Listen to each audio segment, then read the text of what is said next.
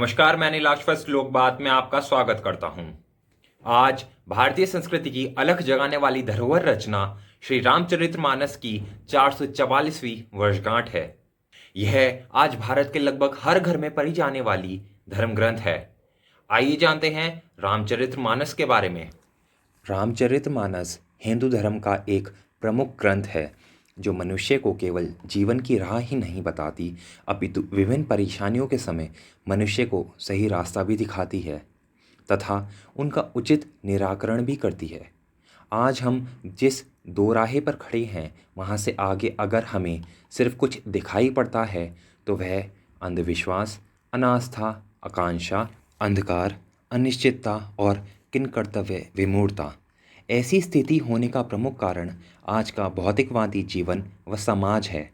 भारतीय मानस आज इस कदर से द्वंद्व का जीवन जी रहा है जिसमें उसे दूसरों के लिए तो छोड़ो, अपने लिए ही सोचने का अवकाश नहीं रह गया है। इसी दृष्टि से देखो तो तुलसीदास के नायक मर्यादा पुरुषोत्तम राम सभी के कल्याणकारक हैं। आज के मानव समाज जिन विसंगतियों और विडंबनाओं का सामना कर रहा है उनसे निजात पाने के लिए राम राज्य विशेष रूप से प्रासंगिक है। रामचरितमानस की रचना के संदर्भ में खुद तुलसीदास जी रामचरितमानस के एक चौपाई में लिखते हैं कि एक रात जब वे सो रहे थे तब उन्हें सपना आया। सपने में भगवान शंकर ने उन्हें आदेश दिया कि तुम अपनी भाषा में काव्य रचना करो। तुरंत ही तुलसीदास जी की नींद टूट गई और वे उठकर बैठ गए। तभी वहाँ भगवान शिव और पार्वती प्रकट हुए और उन्होंने कहा, तुम अयोध्या में जाकर रहो और हिंदी में काव्य रचना करो। मेरे आशीर्वाद से तुम्हारी रचना सामवेद के समान फलवती होगी। भगवान शिव की आज्ञा मानकर तुलसीदास जी अयोध्या आ गए। वहाँ आकर उन्होंने संवत 1631 को रामनवमी के दिन श्री रामचरितमानस की रचना प्रारंभ करी। इस रचना को लिखने में उन्हें 2 वर्ष 7 महीने व 26 दिन लगे। इस तरह इस ग्रंथ की समाप्ति संवत 1633 1576 ईस्वी के अगहन मास के शुक्ल पक्ष की पंचमी तिथि को सातों कांड के साथ पूर्ण हुई। वैसे तो भगवान श्री राम के जीवन का वर्णन अनेक ग्रंथों में मिलता है, लेकिन गोस्वामी तुलसीदास द्वारा लिखी गई श्री रामचरितमानस उन सभी ग्रंथों में अतुलनीय है। इस ग्रंथ में रामलला के जीवन का जितना सुंदर वर्णन किया गया है उतना अन्य किसी ग्रंथ में पढ़ने को नहीं मिलता। यही कारण है कि श्री रामचरितमानस को सनातन धर्म में विशेष स्थान प्राप्त है।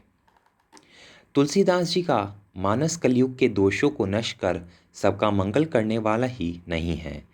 यह तो निरंतर बहने वाली वह निर्मल एवं पवित्र नदी है जिसमें मांसाहारी रावण जैसे मगरमच्छ और शूर्पणखा जैसी मछलियां भी हैं, परंतु फिर भी ब्रह्मानंद के आकांक्षी उसमें उतरते हैं, गोता लगाते हैं और अपने हृदय पात्रों में भरकर जय जय सुरनायक जनसुखदायक या नमामि भक्त वत्सलम अथवा भय प्रकट कृपाला दीन दयाला का गायन तन्मय होकर करते हैं।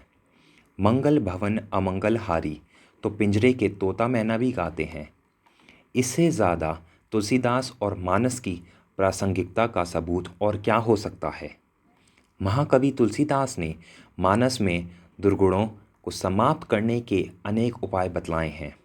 वे अपने साहित्य से सभी के लिए कल्याणकारक संत प्रवृत्ति के समाज की रचना करने में सफल हुए हैं। उनका संपूर्ण सृजन विशेषतः रामचरितमानस आज ही नहीं भविष्य में भी उसी प्रकार सदुपयोगी तथा प्रासंगिक रहेगा।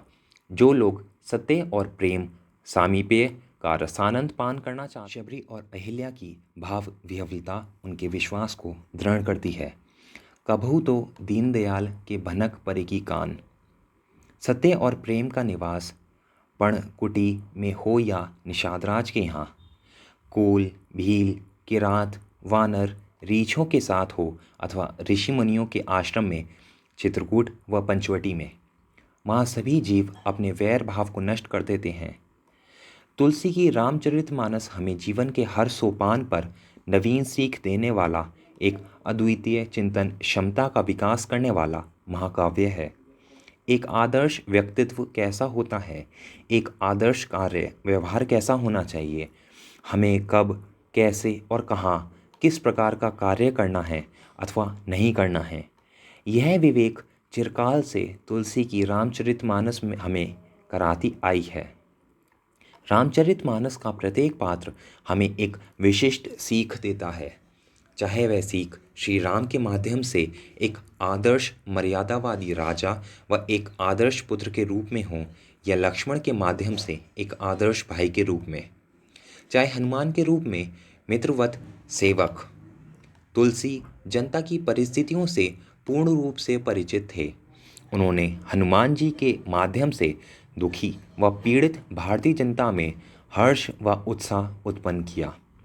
उन्होंने हनुमान जी के माध्यम से यह उदाहरण प्रस्तुत किया कि यदि किसी विशिष्ट कार्य के लिए मन में श्रद्धा, हृदय में उत्साह व अपने आराध्य के प्रति सच्ची निष्ठा हो तो वह कार्य विघ्न रहित यथाशीघ्र संपन्न होता है। जैसे हनुमान जी ने लंका में प्रवेश करने से पूर्व पूर्ण निष्ठा और उत्साह के साथ आराध्य राम पर अटूट विश्वास रख के स्तुति की। प्रभीसी नगर कीजिए सब काजा, हृदय राखी कौशलपुर राजा, गरल सुधारी पुकरी मिताई, गोबर सिंधु अनल सिथलाई। किसी भी रचनाकार की कृति केवल अपनी युगीन परिस्थितियों में ही समीचीन होती है, लेकिन महाकवि तुलसीदास जी का संपूर्ण काव्य वर्तमान में भी उतना ही प्रासंगिक है जितना उनके खुद के समय था। उनका संपूर्ण काव्य वर्तमान बालक, युवा और बुजुर्ग सभी के लिए एक विशेष प्रेरणा देता रहा है और हमेशा देता रहेगा।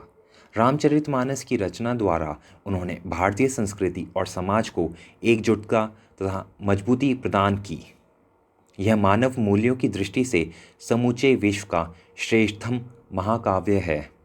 यह नवीनता, मौलिकता और गहनता की दृष्टि से अप्रतिम है। इसमें व्यापकता और गहराई, यथार्थ एवं आदर्श तथा सूक्ष्मता एवं विराटता का अद्भुत संश्लेषण हुआ है। यह एक राष्ट्रीय महाकाव्य है जो भगवती भागीरथी के समान सबका हित साधने के लिए रचा गया है। इसलिए रामचरितमानस को लोक हितकारी महाकाव्य भी कहा जाता है। यह मानव जीवन के बृहत्तर मूल्यबोध का कभी न खत्म होने वाला आविष्कार है, जिसमें सरल और आदर्श जीवन की प्रतिष्ठा की गई है। ऐसी अन्य जानकारियों के लिए जुड़े रहें लोकबात के साथ।